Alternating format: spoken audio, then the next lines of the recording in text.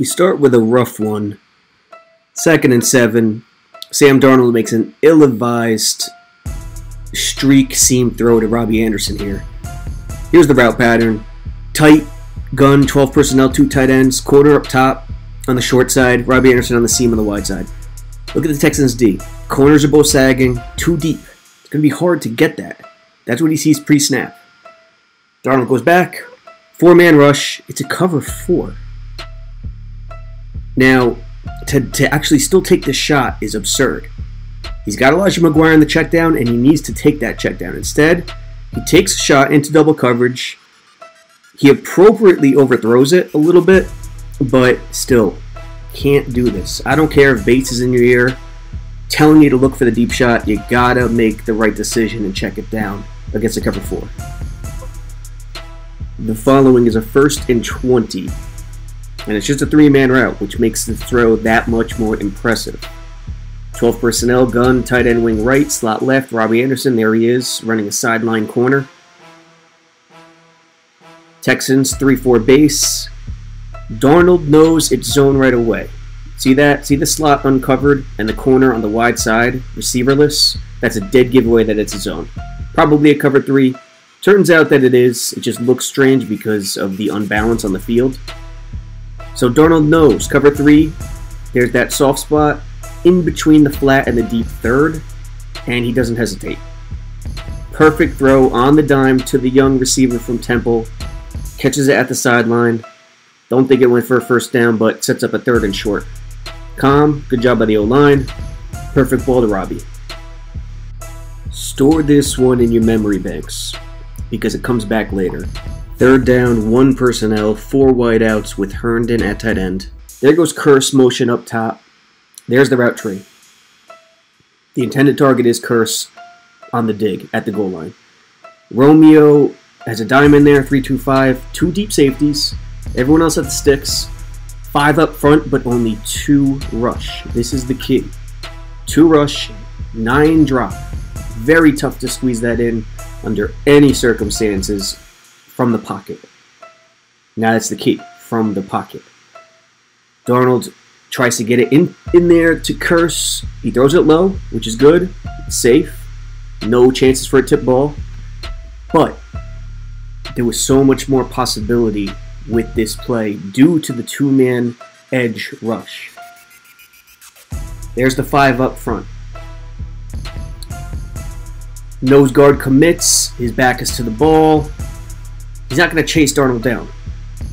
Because it's only 2 edge, Darnold has plenty of time. And if he goes left, if he skirts left or skirts right out of the pocket, he increases his chance of scoring tenfold. 3 minutes to go in the first half. Jets down 14-3. 1st and 10. Texans D is pretty loose here. Too deep. 4-2-5 nickel. Jets in the gun. Offset with the running back. Stack right. There's the route pattern. A 4-man rush comes at Sam Darnold. And what Sam Darnold does is what he does best. Here's the defense. It's a cover 2 sag. Too deep. Pretty much everyone else maintaining that middle level. Matchup cover 2 sag, if you want to call it.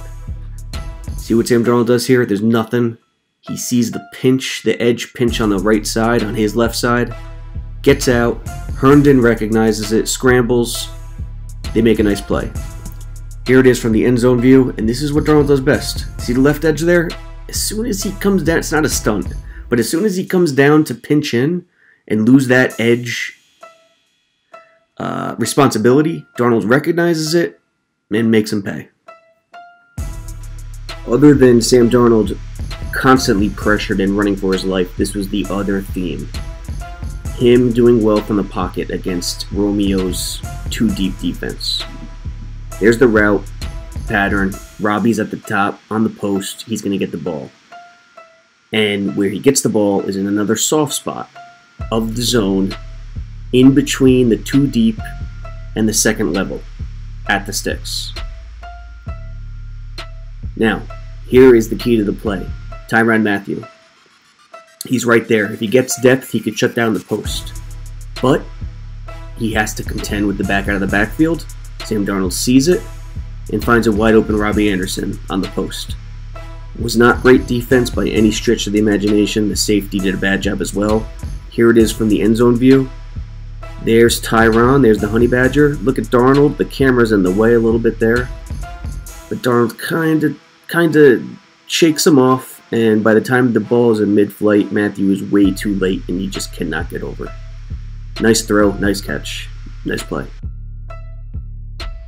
Remember the 3rd and goal where Darnold tried to squeeze it in on that 2-man rush when the Texans dropped 9? Well, here we go. This is Sam Darnold adjusting to what he is seeing in game and getting it done. On this play, the Texans dropped 8 at the goal line. They rushed 3. The last play was 2. Still, dropping 8 at the goal line is incredibly tough to make a quick reaction decision. There it is, standard 2 deep, 5 across, 1 underneath with the D lineman dropping.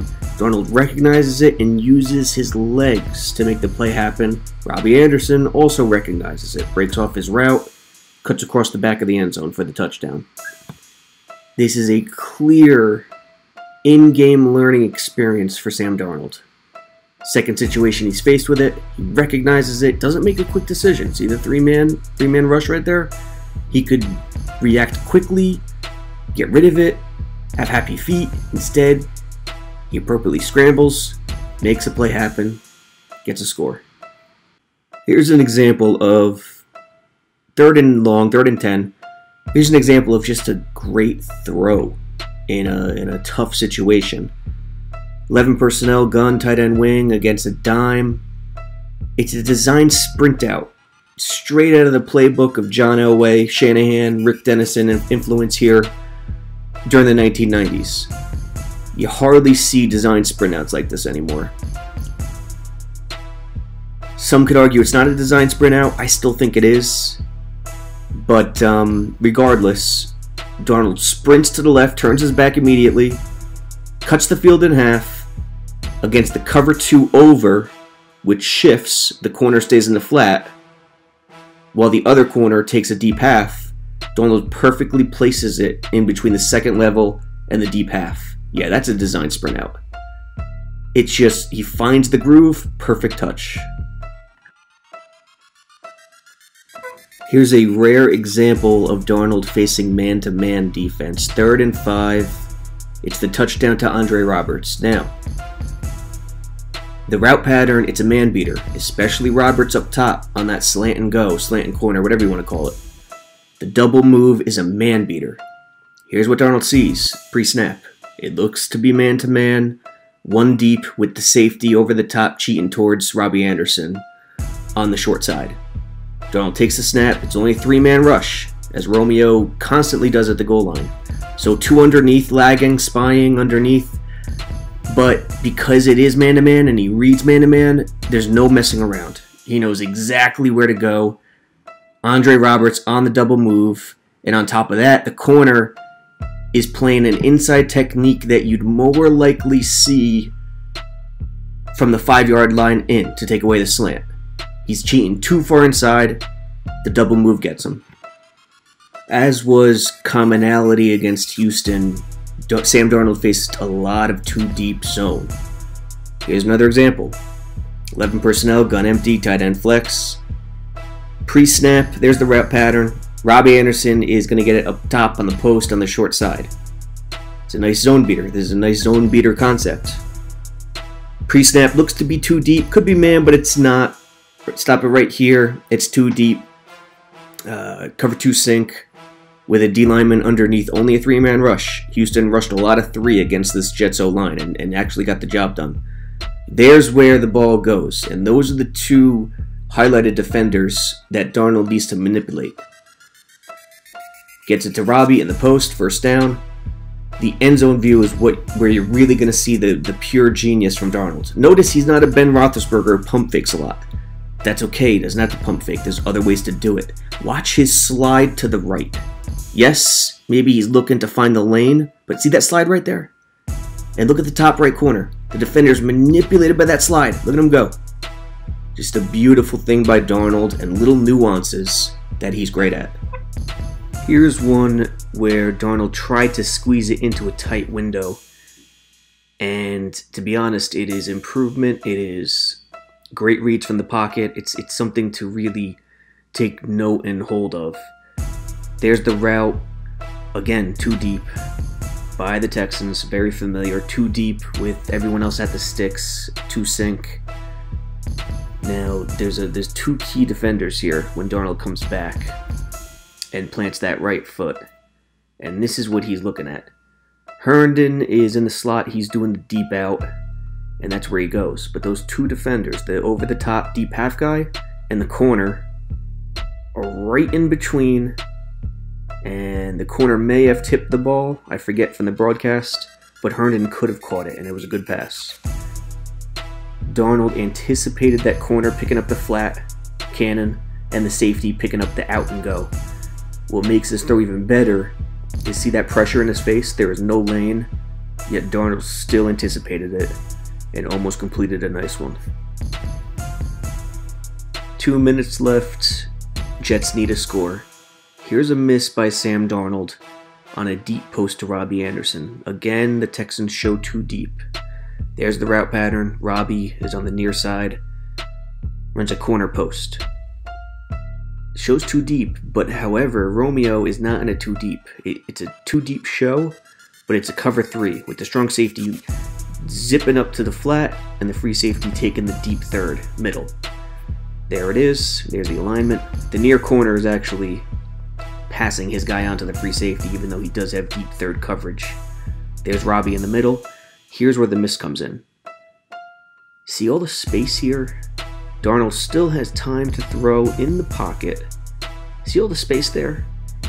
He could throw it with the intent for Robbie Anderson to break off the route and run it flat.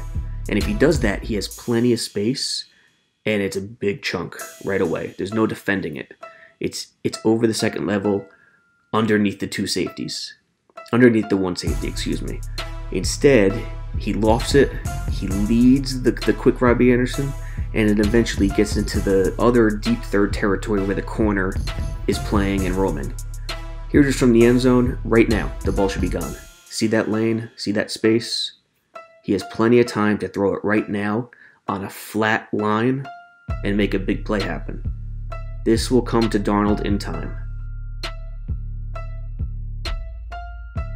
And finally, we end it on the third down with 43 seconds to go. Jets need a first down. It's 3rd and 10. Texans are in a too deep, very sagging prevent defense. They're going to exchange time. They're going to exchange yards for time. And Darnold has to trust this throw. Look at the coverage. Up top, Robbie Anderson is pretty much double teamed. That safety rotates over the top, cover 4. And then on the far side, the nickel kind of has him in a man lock. So it's a really loose cover 4, which means Andre Roberts in the slot needs to be the trusted throw, and Darnold needs to anticipate this throw. He doesn't. He waits a little too long, and that was his opportunity to extend the game. On the next play, 4th down, it just doesn't go anywhere with Cannon.